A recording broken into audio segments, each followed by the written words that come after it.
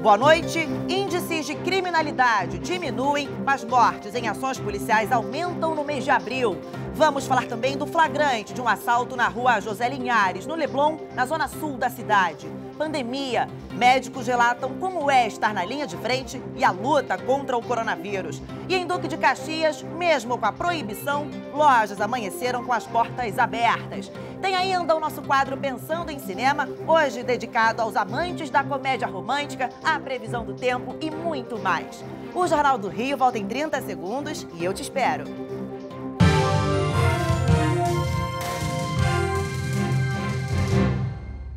Durante a quarentena, os principais índices de criminalidade apresentaram queda, mas as mortes em ações da polícia aumentaram em 43% no mês de abril.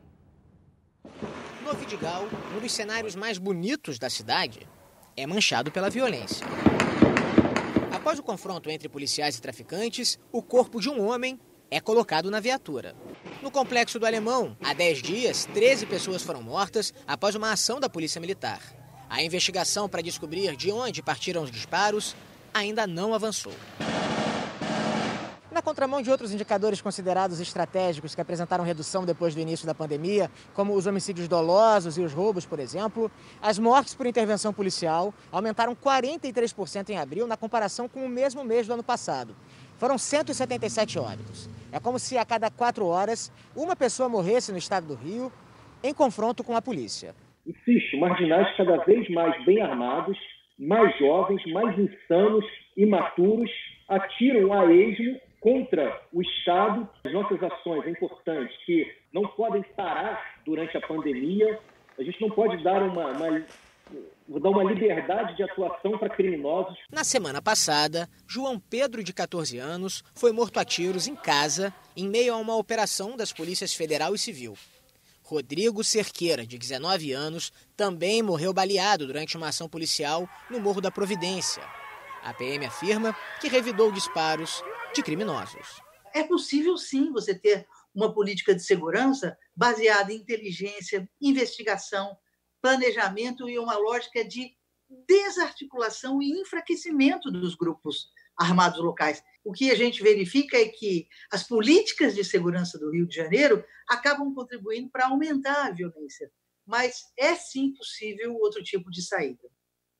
Na reportagem, o Fernando Davi lembrou do caso do João Pedro. Os pais e a tia do menino de 14 anos, além de 5 adolescentes que estavam no interior da casa junto com o João Pedro, foram intimados para prestar depoimento na Delegacia de Homicídios de Niterói e São Gonçalo nesta quinta-feira, na parte da manhã. Os investigadores também pretendem fazer uma reprodução simulada do caso, mas ainda não há data marcada. Vamos agora ao vivo falar com a repórter Clara Neri sobre um pedido de impeachment do governador Wilson Witzel. Oi, Clara, boa noite para você. Quais são as informações? Boa noite, Yasmin. Boa noite a todos. Exatamente. Após a operação placebo da Polícia Federal, ontem, hoje por aqui, Yasmin, a movimentação foi bem mais tranquila, mas como você falou, tem novidades. O governador Wilson Witzel se tornou alvo agora de 5 pedidos de impeachment da Assembleia Legislativa, na Assembleia Legislativa do Rio de Janeiro. 2 desses pedidos foram protocolados hoje com base em denúncias de desvios de recursos públicos envolvendo o governador, a primeira-dama, Helena Witzel, e compras feitas sem licitação pela Secretaria Estadual de Saúde. A expectativa é que o requerimento seja acatado pela Alerj e o processo seja encaminhado ao plenário para votação. Um desses documentos protocolados hoje foi assinado por 5 deputados da bancada bolsonarista e o outro também protocolado hoje foi assinado por 2 deputados do PSDB que alegam que há fortes indícios que o governador tenha cometido crime de improbidade administrativa. E, Yasmin, seguindo os desdobramentos da operação placebo da Polícia Federal, nos próximos dias o governador deve prestar depoimento à Polícia Federal. Yasmin. Obrigada pelas informações, Clara.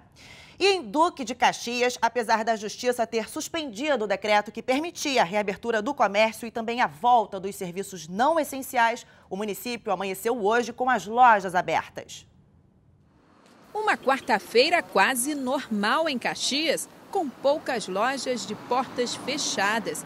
Mas nem todos os estabelecimentos que abriram, como esta loja de calçados, cumpriram as medidas de segurança, como o uso obrigatório do álcool gel e faixas que limitam o número de pessoas dentro da loja. Nós fomos orientados aqui pela associação comercial aqui que a gente botasse álcool gel na frente, botasse uma faixa e deixasse 30% só das pessoas entrar dentro da loja, entendeu? O vai e vem e a aglomeração de pessoas por todo o centro da cidade chama atenção em tempos de pandemia. No início da quarentena, moradores de Duque de Caxias não respeitaram muito as medidas do isolamento social. E hoje, o município é o segundo no estado com o maior número de óbitos. Ainda assim, parece que a população não anda muito preocupada. Sair para visitar meus netos, tranquila, porque eu creio assim, se eu não tenho, eles também não têm. Passando o gel na mão já ajuda, né, entendeu? Pelo menos é bom porque não fica parado, né, o tempo, né? Entendeu? E nem os comércios também, né?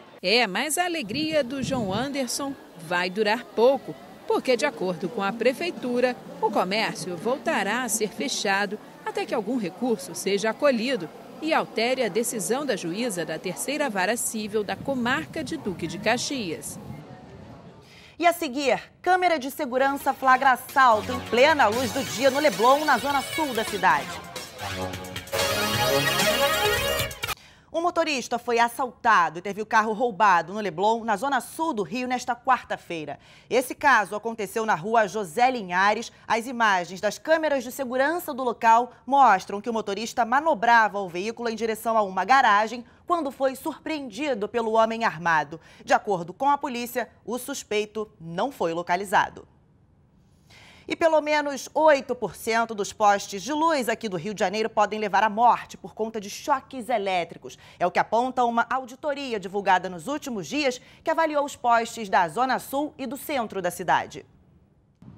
Basta olhar para qualquer poste e lá estão eles, além dos emaranhados, fios desencapados, expostos, e a situação é bem preocupante. Pelo menos é o que aponta uma auditoria, que avaliou as condições de 157 postes da região central e da zona sul do Rio em 3 critérios: sistema de aterramento, tensão de choque e medição de corrente. Segundo o laudo técnico, cerca de 71% dos postes têm aterramento inexistente ou inadequado. 35% deles apresentam tensão de toque acima do tolerável pelas normas da Rio Luz, que podem causar consequências como sensação de formigamento e choque, e 8,26% podem provocar a morte. O levantamento foi financiado pelo engenheiro Rubens, que perdeu a esposa em 2013, à época grávida de 5 semanas, depois de ser eletrocutada ao encostar num poste no bairro do Catete. Os engenheiros, eles olharam e falaram: 11% dos postes matam uma pessoa. Como eu conheço já essa matemática negra, eu falei, não matam uma pessoa, matam um homem seco. Mas assim, eu falei, gente, não, faz a conta direito, certo? Porque a minha esposa aconteceu dela morrer num dia de chuva. Um engenheiro da empresa responsável que mapeou os postes perigosos faz uma série de recomendações. A primeira providência que nós indicamos no relatório é a melhoria do sistema de aterramento. A segunda seria a instalação de alguns dispositivos de proteção contra choque. Uma outra situação é a isolação de partes vivas, né? O que nós vimos assim, em alguns postes, talvez com a questão de vandalismo, esses postes foram abertos, né? E aí o pessoal tentou roubar o cabo que estava dentro. Então, isso aí ficou a parte de fio exposto, né?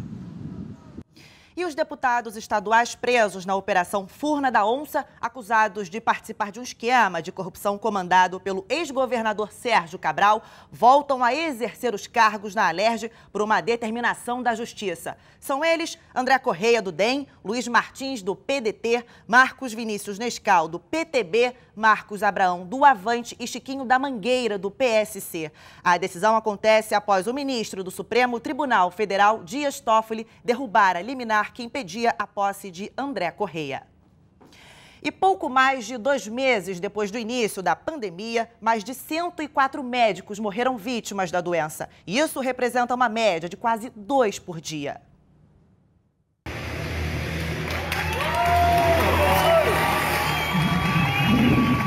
As homenagens do alto dos prédios aos profissionais da saúde ganharam o mundo, mas estar na linha de frente nem sempre é fácil. Por um lado, A gente vê aí todo o reconhecimento da população, mas, por outro lado, não tem nenhum respeito, nenhum reconhecimento por parte dos governos.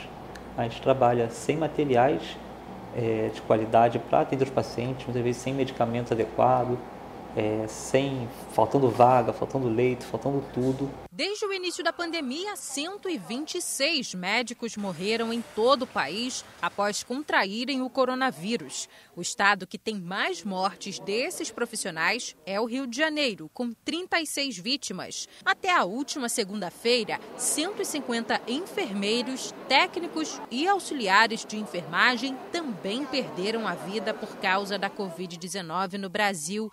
Mais de 16 mil profissionais da categoria foram infectados. Esses números colocam o Brasil no topo do ranking dos países com mais mortes de enfermeiros, superando Estados Unidos, Espanha e Itália. Para os especialistas, as mortes de profissionais da saúde têm relação direta com o atendimento na ponta, dentro dos hospitais. Assim como faltam condições para os pacientes serem tratados corretamente, existe uma carência grande de insumos para que médicos e enfermeiros trabalhem com segurança.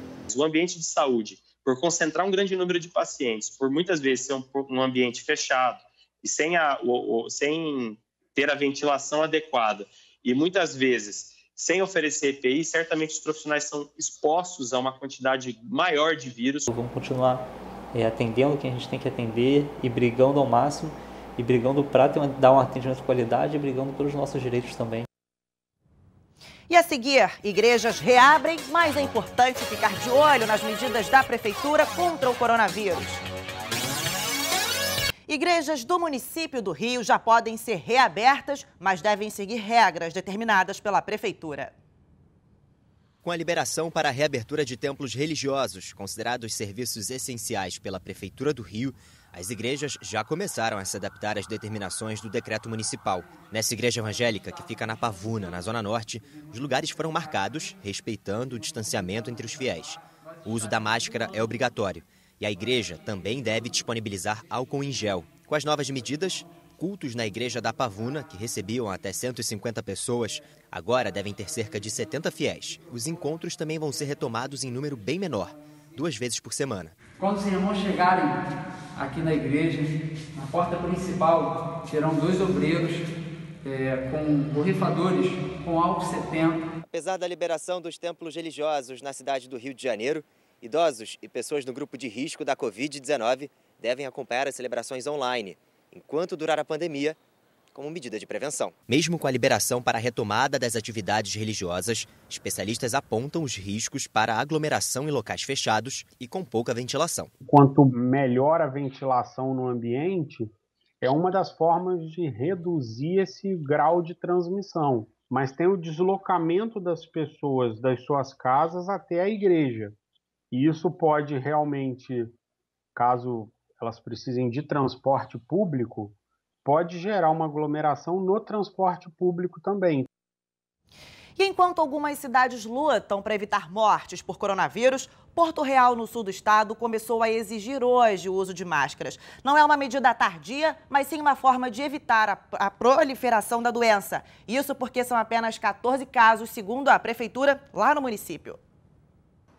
20 mil habitantes, nenhuma morte por coronavírus registrada e 100% de leitos de UTI vagos. Essa é Porto Real, no sul do estado. A cidade registra a menor taxa de contaminação a cada 1.000 habitantes na região e uma das menores do Rio. Até a tarde de hoje, a Secretaria de Estado de Saúde confirmava 5 casos da doença na cidade.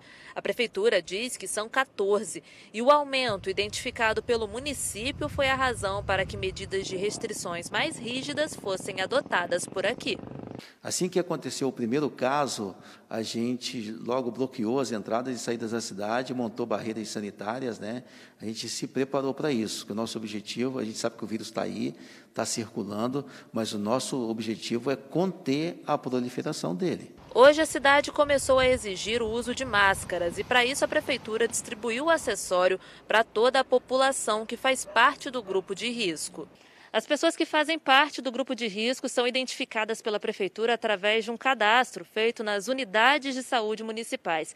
E são os profissionais dessas mesmas unidades que ficam responsáveis por visitar diariamente os pacientes que testaram positivo para o coronavírus, para garantir que essas pessoas e seus familiares estejam tomando todas as precauções. Muitas das vezes acontece que a pessoa fala que vai ficar em isolamento e não fica. Então a gente vai comprometer a pessoa da seguinte maneira: você vai assinar o documento. Quem for flagrado descumprindo o isolamento ou transitando sem máscara pode ser denunciado por crime de desobediência pelo município. Vamos à previsão do tempo para quinta-feira no estado e quem conta pra gente é a Desirê Brant da Somar Meteorologia. Boa noite, Desirê.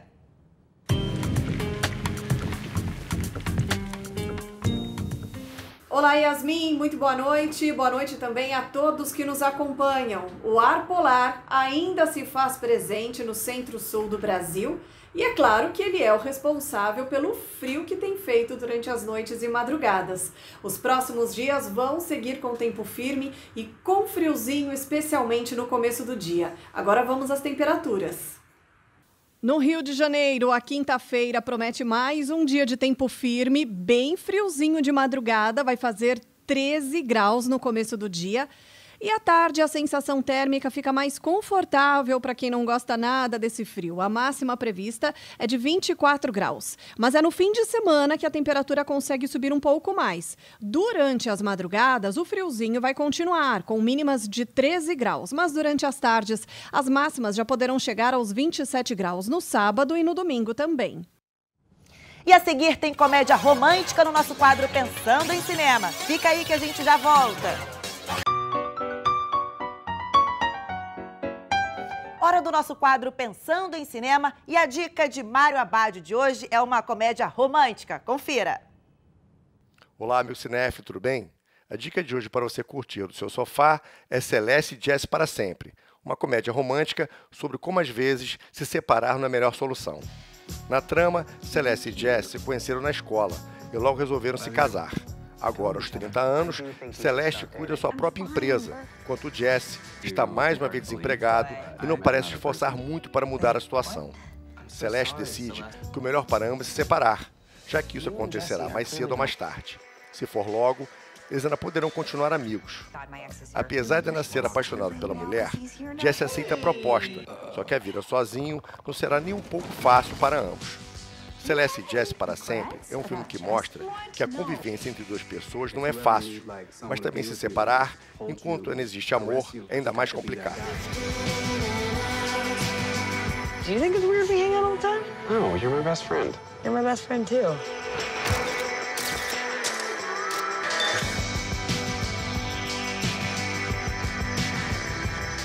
E lembrando, em tempos de coronavírus, prepare a pipoca, porque o cinema agora é no sofá de casa. O Jornal do Rio termina aqui e a gente volta a se encontrar amanhã às 6:50 da noite e você fica agora com o Jornal da Band. Boa noite para você.